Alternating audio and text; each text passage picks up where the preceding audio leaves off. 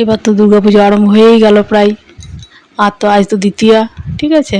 এবার যদি তোমরা চাও যে অষ্টমীতে ঠাকুরের ভোগে কী কী দেবো, তো এরকম ধরনের ভোগ বানাতেই পারো। দেখো আমি ভোগের বানিয়েছি, আমি ভাবলাম চলো তোমাদের সঙ্গে শেয়ার করি। প্রথমে বানাচ্ছি ফুলকপির তরকারি ঠাকুরের ভোগের জন্য। ওই জন্য ফুলকপিটা কাটলাম, এবার আলুটা কাটছি। এই যে দেখো,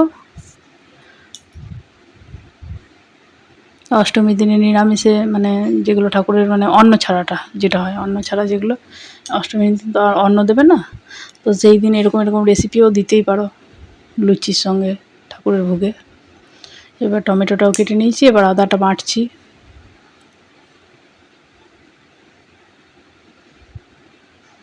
একটু নারকেল কেটে দিচ্ছি। এবার ফুলকপিগুলোকে সরষের তেলে ভেজে দিচ্ছি একটু নুন আর হলুদ দিয়ে। প্রথমে ভালো করে ভেজে নিতে হবে। এবার আলুগুলোকে ভেজে নিচ্ছি, ওই যে তেলটাতে ফুলকপিটা ভাজলাম সেই তেলটাতে আলুটাকেও ভেজে নিচ্ছি।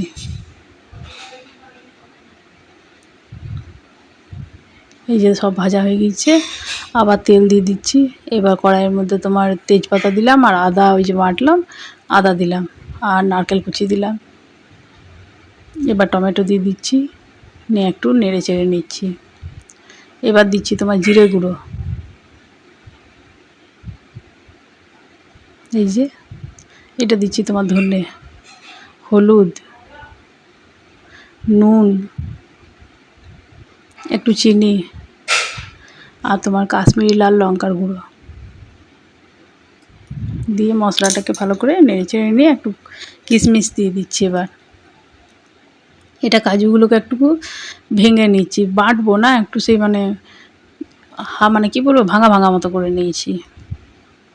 এবার একটু ঘি দিয়ে দিচ্ছি, কারণ ঠাকুরের ভোগে ঘি ছাড়া দেখবে ভালোই লাগে না। এবার ফুলকপি দিয়ে ভালো করে কষাবো। এমনি করে তোমরা ভোগ বানাতেই পারো, ভোগটা দেখবে খেতেও খুব সুন্দর টেস্ট হবে, আর ভালোও লাগে খুব সুন্দর। এটা গরম মশলা। এবার নামানোর আগে আমি আরেকটু ঘি দেবো। এই যে দেখো আমার ফুলকপিটা রেডি হয়ে গিয়েছে। এবার চলো ছোলার ডাল বসাচ্ছি। ছোলার ডালটা কড়াইয়ে করে নিলে হয়তো সেদ্ধ, ভিজিয়ে রেখেছি। এবার আমি একটা কুকারে একটা সিটি দিয়ে দেবো, কারণ যেহেতু ভেজানো আছে বেশি সেদ্ধ করার প্রয়োজন হবে না।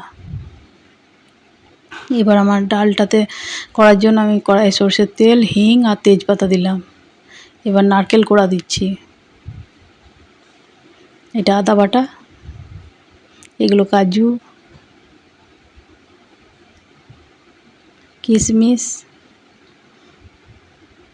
দিয়ে ভালো করে নেড়ে নিচ্ছি। এবার দিচ্ছি নুন, কারণ সেদ্ধ আমি এমনিই প্লেন করেছি, কিচ্ছু দিইনি। হলুদ, এটা কাশ্মীরি লাল লঙ্কার গুঁড়ো, কালার হবে, ঝালটা হলে ভাল লাগে না। এটা জিরে গুঁড়ো আর একটু চিনি। মিষ্টিটা একটু বেশি দিতে হবে, ছোলার ডালটা একটু দেখবে মিষ্টি মিষ্টি হলেই ভালো লাগে। এরকম করে লুচিতে দেখবে খুব ভালো লাগে ছোলার ডালটা। এবার ঘি দিয়ে দিচ্ছি, দিয়ে ছোলার ডালটা দেখো সেদ্ধ করে রেখেছি। এমনভাবে সেদ্ধ করবে যাতে না গলে, অথচ দানা দানা থাকবে কিন্তু নরমও থাকে যেন। এই যে দেখো আমার ছোলার ডালটা হয়ে এসছে, এবার নামিয়ে নেবো।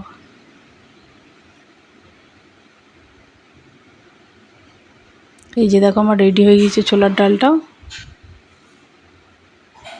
এবার আবার কাটছি টমেটো, এই যে টমেটোগুলো কাটছি।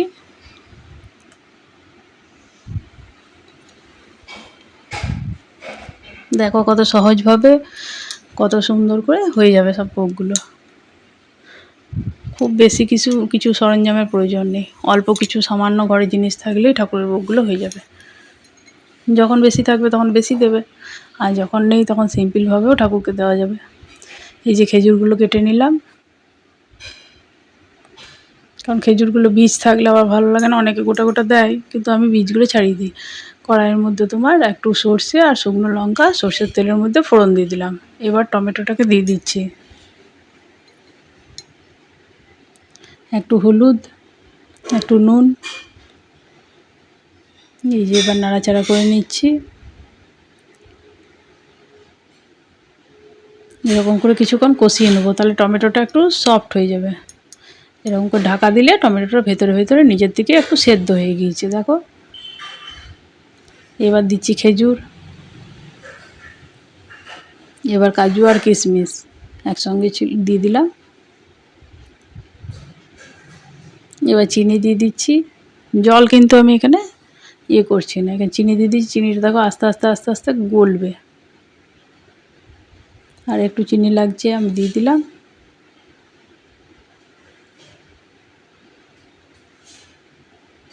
এবার ঢাকা দিয়ে দেবো, হালকা আঁচে রাখবো। কিছুক্ষণ বাদে এই যে ফুটে আসবে, দেখো আমার চাটনিটা রেডি হয়ে গিয়েছে। এতে কিন্তু আমি কোনো জল দিইনি, কারণ টমেটো থেকেই যে জলটা বেরিয়েছে সেটা থেকেই হয়ে গিয়েছে, আলাদাভাবে জল দেওয়ার প্রয়োজন হয়নি। এবার বেগুন ভাজা করব। এই যে বেগুনগুলোকে কেটে নিলাম,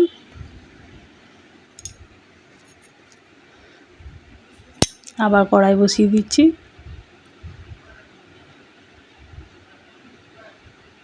বেগুনগুলোকে এবার ধুয়ে নিয়েছি, একটু চিনি দিচ্ছি, চিনি দিলে খুব সুন্দর কালার হয়, খুব মিষ্টি মিষ্টি ভাব লাগে। একটু নুন আর একটু দেবো তোমার হলুদ। এই যে কড়াইয়ে তেল দিয়ে দিলাম, এবার একটু হলুদ দিয়ে দিচ্ছি, দিয়ে ভালো করে মেখে নেবো।